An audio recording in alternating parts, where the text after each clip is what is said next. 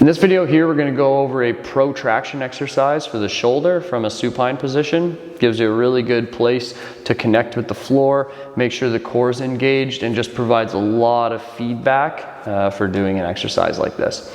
So first priority is we're going to tip the hands here to start. You want to think of basically you're doing a bench press, okay?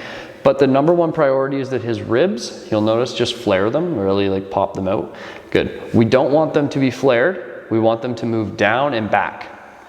Now, what a lot of people will do is just relax your back again for me. A lot of people, when they do that, they're just going to tuck the pelvis under. That's not what we want.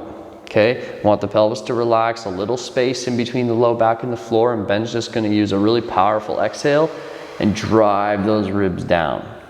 Good. So again, don't posteriorly rotate the pelvis. Good. Keep your pelvis just like this and give me an exhale hard. Perfect. And he's going to pull these ribs down. You'll feel the inner muscles of the core. Holding this position, priority number one, Ben's going to go ahead and do a bench press. Good. When he gets to the top, he's maintaining this, and I want him to reach for the sky. Reach, reach, reach, reach, reach. Okay. You're going to hold for 10 seconds. 4, 5, 6, 7, 8, 9, 10. Keep the rib position and lower back down to the start of the bench press. Come a little wider. Perfect.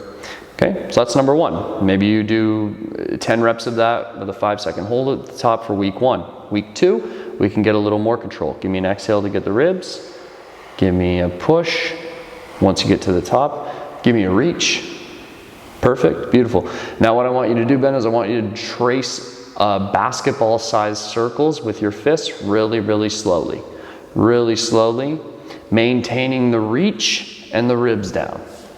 This is going to teach you scapular control while in a protracted position, which is extremely important for if you want to do fancy things like handstands, push-ups, but also just normal shoulder stability for everyday life. It's really important to have control over it and also know how to talk to the ribs, the core, and the shoulders at the same time. And that's why I like the floor. It provides tons of feedback. Good. We get Ben to pause. Okay, now we'll get him to switch directions, and I'm going to change the size of the circle. So draw me a beach ball size circle right now.